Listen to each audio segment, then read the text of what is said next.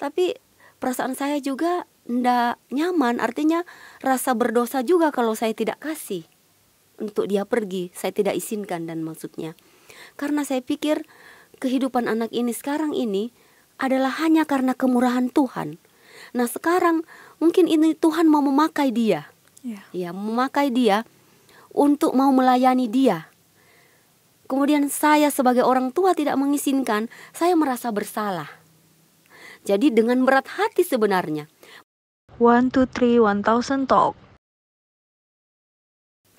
Shalom, bertemu lagi dengan saya Sarah Yuwanita dalam program One Talk, One Talking di channel 1000 Missionary Movement East Indonesia Channel. Pada saat ini kita kedatangan narasumber, tapi sebelum itu mari kita bersatu dalam doa. Bapa yang di surga, pada saat ini ya Bapa, kami akan memulai program kami. Kiranya nama-Mu saja yang akan ditinggikan dan hamba yang direndahkan, sehingga itu semua untuk kemuliaan nama Tuhan. Kami serahkan program ini ke dalam tangan-Mu, di dalam nama Yesus, amin.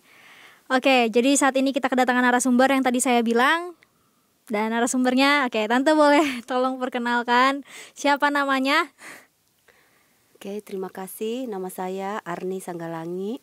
Saya adalah orang tua dari misioneri Maifidea Amelia Mononoto. Oke, kalau boleh tahu di angkatan berapa ya Tante? Angkatan yang ke-30. Oke, angkatan yang ke-30. Jadi sekarang saya mau tanya-tanya nih. Boleh. Karena dari podcast yang sebelumnya udah tanya-tanya ke Dea kan, bagaimana pengalaman dia kok bisa ikut misionaris. Karena yang saya tahu ada sakit kan. Kira-kira Tante boleh ceritakan gak sedikit waktu itu, karena kan saya juga belum berkeluarga ya, jadi belum tahu rasanya kalau anak sakit terus dia sudah memilih untuk mengikuti 1000 Missionaries. Jadi waktu itu bagaimana perasaan Tante? Iya, kalau mau bilang perasaan pasti khawatir ya, sebagai orang tua pasti khawatir dengan kondisi anak yang seperti itu. Terus bilang mau ikut misionaris, yang kita tahu kalau ikut misionaris itu baru DP pelatihan saja sudah perlu fisik yang kuat, fisik yang kuat. Dan kalau kita lihat kondisi anak ini sepertinya tidak memungkinkan untuk boleh mengikuti misioneri. Jadi sebagai orang tua pasti saya khawatir dan jujur berat untuk mau mengizinkan. Oke, jadi Tante kalau boleh tahu nih supaya teman-teman yang di rumah juga bisa tahu kejelasannya kan dari segi Dea dan juga Tante. Kira-kira dia itu sakit apa sebenarnya? Oke, jadi memang saya cerita dari awal saja ya. Tahun 2017 itu waktu dia SMA kelas 2 ya. Dia mengalami satu penyakit yang memang awalnya saya juga bingung sakit apa. Karena dia punya gejala, dia langsung secara tiba-tiba dia lumpuh. Dan lumpuh semua dia punya otot. Bahkan dalam waktu beberapa hari sampai dia punya pernapasan. Dia tidak bisa lagi bernapas dan tidak bisa untuk makan. Jadi akhirnya dia dibawa ke rumah sakit, dirujuk ke Malalayang karena waktu itu kondisinya memang sudah sangat sangat parah boleh dibilang, karena dia tidak bisa lagi bernapas secara spontan. Jadi dia dibawa ke Malalayang, lalu di sana dia dirawat menggunakan ventilator untuk alat bantu nafas. Dan untuk makan dia menggunakan NCT ya, jadi langsung dari hidung ke lambung. Karena memang dia tidak bisa makan secara oral, kemudian tidak bisa bernapas secara spontan, dan semua ototnya lumpuh. Jadi lumpuh semua. Dan dia dirawat di ICU itu selama 19 hari dirawat di ICU. Setelah itu pun dia dirawat di ICU, dipindahkan ke ruangan. Dia masih menggunakan oksigen, tapi ventilatornya sudah dilepas. NGT-nya masih dipakai karena dia belum bisa makan. Jadi di ruangan itu dia kurang lebih 1 bulan di ruangan. 1 bulan. Ya. Jadi setelah 1 bulan itu NGT-nya sudah dilepas, oksigennya juga sudah dilepas, tapi dia belum bisa berjalan, masih lumpuh. Ada terapi seperti itu nggak Tante? Waktu di rumah sakit ada ada memang khusus untuk terapi buat dia punya otot itu. Nah, waktu itu dokter sarankan sama kami sebagai orang tuanya, kalau boleh ini anak ini dirawat di rumah saja, karena kalau di rumah sakit terus kasihan, di rumah sakit kan banyak virus, jadi dia nanti bisa kena penyakit yang lain karena kondisinya kan dia hanya tidur, tidak bisa bergerak. Nah, kemudian dokter juga katakan, ini yang membuat saya sebenarnya sangat kecewa waktu itu. Dia katakan bahwa orang juga tidak tahu kalau ini anak ini kapan dia bisa kembali berjalan. Dan dokter katakan orang tidak bisa pastikan juga kalau dia bisa berjalan seperti semula. Itu yang dokter katakan kepada kami waktu itu. Jadi saya sangat kecewa sebenarnya waktu itu. Tapi saya percaya bahwa kalau Tuhan mau menolong, pasti dia sanggup. Apapun yang kita harapkan, pasti dia sanggup untuk lakukan. Amin. Dan waktu akhirnya itu kan berarti dalam waktu yang panjang juga kan ya Tante ya, dia itu sakit. Nah terus waktu tiba-tiba dia memutuskan untuk menyerahkan nih dirinya, khususnya ikut pelatihan di 1000 Missionaries, waktu itu bagaimana kok dia juga bisa meminta hal itu? Maksudnya izin lah ke orang tua kan pastinya. Kira-kira waktu itu bagaimana prosesnya kok bisa seperti itu? Iya, oke. Jadi memang dia sebenarnya sebelum dia sakit, dia masih sekolah di kampus Esela. Dia kan sekolah di Esela. Dia pernah ikut ini kegiatan misioneri memang di kampus. Dia bilang memang dia ingin untuk ikut itu. Nah, waktu keluar dari rumah sakit setelah dia sakit itu, memang kondisinya kan masih lemah. Masih dalam proses pemulihan. Apalagi memang waktu itu dia belum bisa berjalan sama sekali. Jadi dia harus diangkat, ditaruh di kursi roda, karena memang sama sekali dia belum bisa berdiri dan belum bisa berjalan. Jadi dia direhab di rumah sakit itu, rehab medik, rawat jalan seminggu sampai 3 kali saya ke rumah sakit untuk dia direhab medik.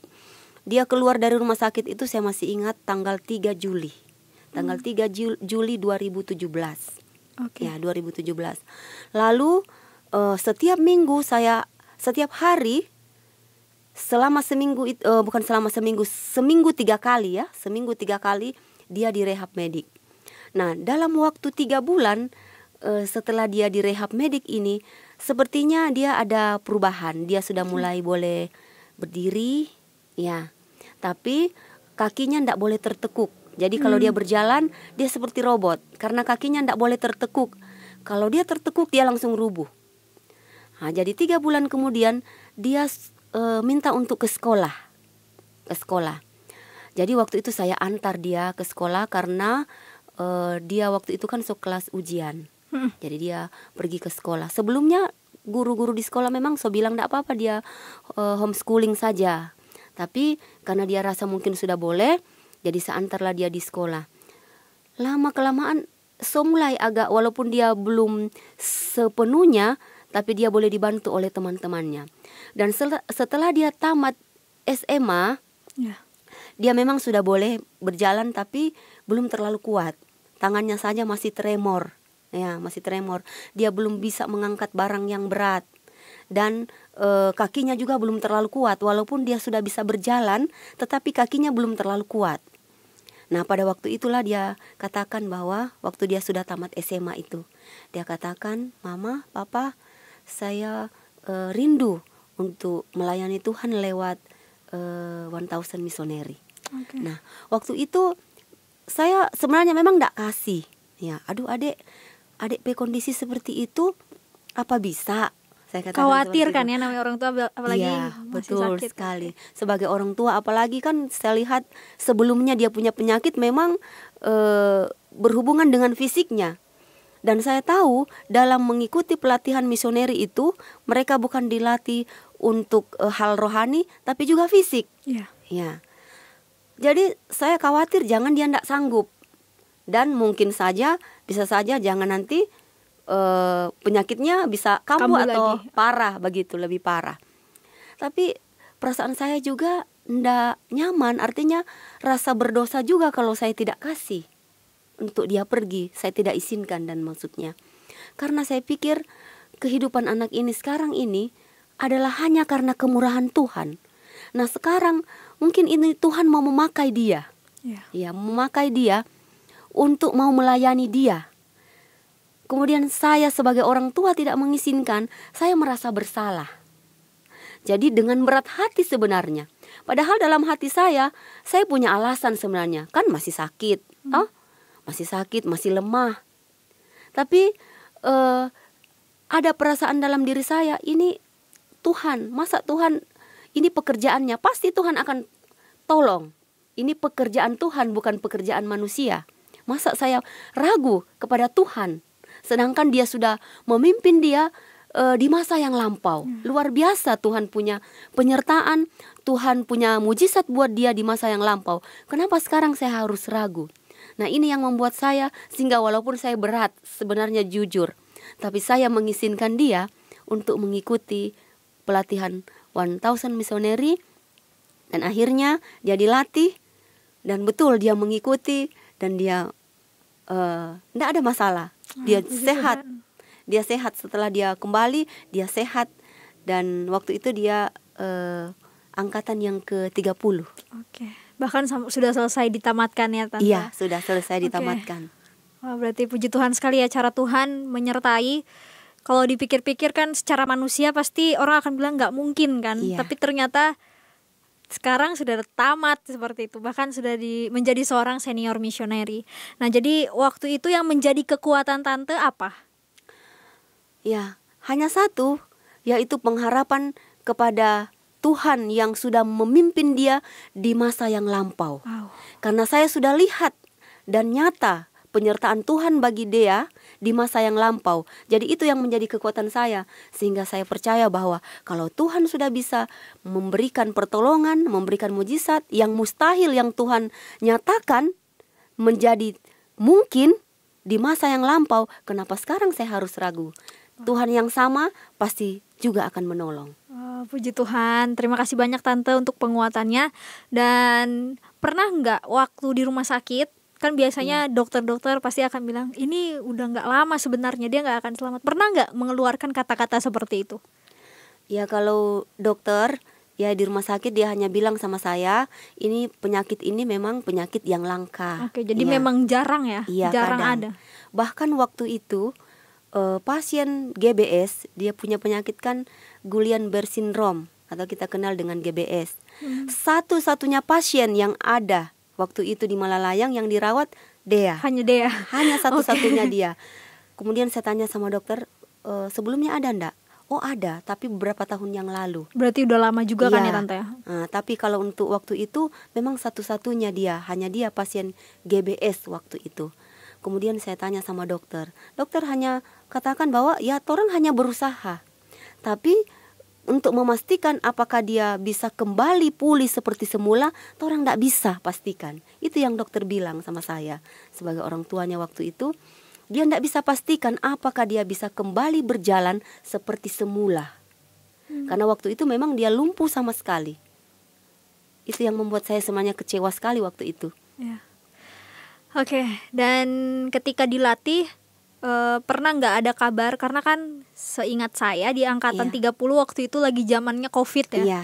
Dan memang bukan beberapa lagi ya, sudah banyak sekali kan yang terkena COVID di kampus ini lebih tepatnya. Iya.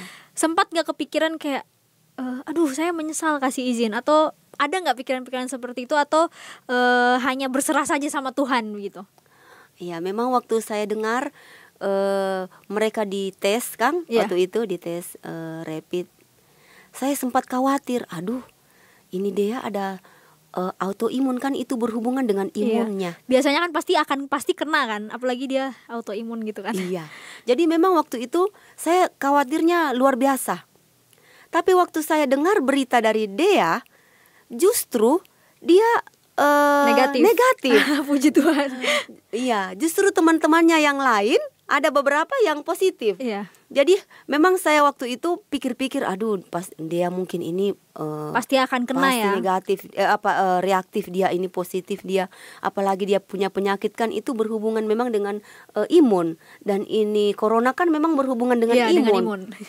Jadi waktu saya dengar bahwa dia tidak maksudnya tidak positif atau negatif, saya juga sempat, puji Tuhan, Iya. Apa yang saya khawatirkan justru tidak terjadi. Iya, luar biasa sekali ya Tuhan. Iya, luar biasa.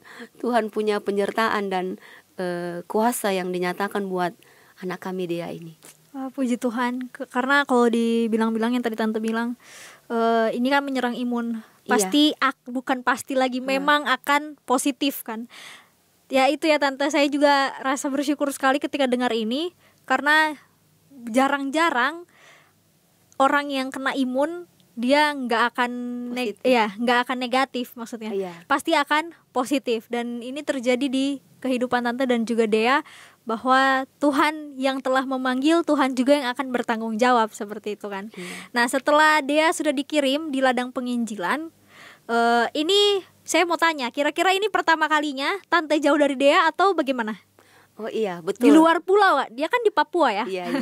Iya, betul sekali. Pertama kalinya saya jauh dari Dea, karena Dea ini mulai dari kecil memang tidak pernah jauh dari orang tua. Ya, dari kecil memang saya yang rawat mereka ya, dua ada dia punya kakak juga, tidak pernah jauh dari orang tua. Dan baru kali ini dia jauh dari orang tua, apalagi jauh kong di pedalaman lagi. Iya. Tidak ada signal, tidak ada lampu listrik. Oke, kan berarti kan 10 bulan di ladang penginjilan ya Tante. Iya, bahkan kalau nggak salah di angkatan 30 itu nggak sampai 10 bulan ya, karena pelatihannya diperpanjang karena COVID itu kan. Nah, setelah dia sudah di ladang penginjilan dan puji Tuhan sudah ditamatkan, ada satu hal nggak yang ternyata Tuhan menunjukkan kasih-Nya dalam kehidupan Tante, khususnya dari Dea ya? Iya, betul. Luar biasa memang Tuhan itu di dalam kehidupan keluarga kami, khususnya juga bagi Dea yang Tuhan sudah pimpin secara manusia. Ya, secara manusia memang ini sangat berat dan memang seperti mustahil. Dan saya mau katakan memang Tuhan itu luar biasa. Tuhan itu luar biasa, dan apa yang kita pikirkan secara manusia, ya, kekhawatiran kita, sebenarnya kalau kita serahkan itu kepada Tuhan, tidak ada yang mustahil bagi Tuhan. Amin. Oke, jadi yang kalau nggak salah nih Tante, saya mau tanya juga, katanya waktu Dea minta ikut misionaris, Tante kasih tantangan ke Dea ya untuk naik Gunung Kelabat ya. Itu gimana itu Tante? Kok bisa kasih challenge seperti itu? Jadi sebelum dia ikut latihan, waktu itu kan memang dia sudah boleh berjalan, tapi kan kondisinya belum terlalu kuat. Nah, dia bilang sama saya, Mami, kita mau mendaki Gunung Kelabat. Saya heran, kaget. Aduh, adek mau mendaki Gunung Kelabat, sedangkan mama ini yang kuat-kuat belum tentu mampu. Apalagi adek yang masih kondisinya belum terlalu kuat. Bagaimana, Dek?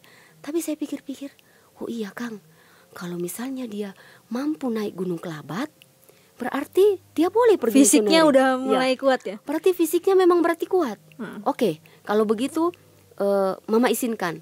Berarti kalau adek sanggup naik Gunung Kelabat, berarti kalau pi misioneri pasti so boleh. Berarti adek pe fisik, adek pe kaki itu berarti memang so kuat.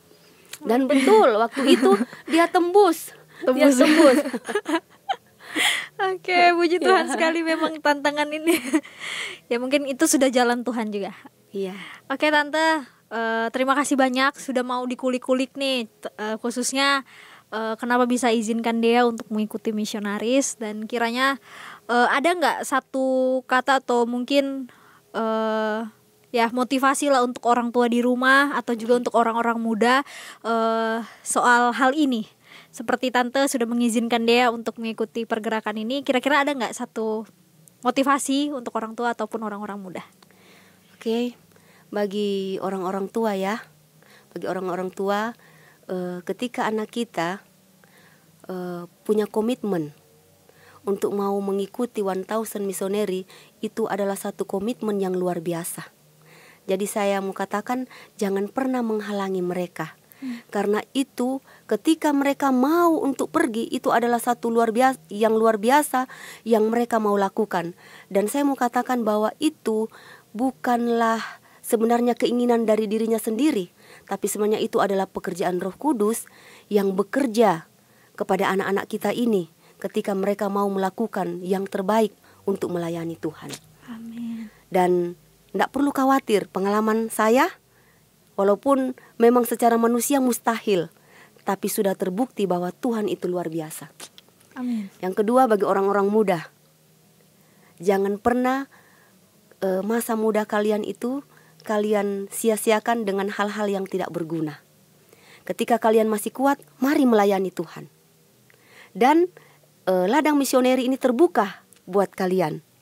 Dan ketika kalian mengikuti 1000 Missionary, itu adalah satu pengalaman rohani yang luar biasa yang kalian tidak bisa dapatkan di tempat yang lain.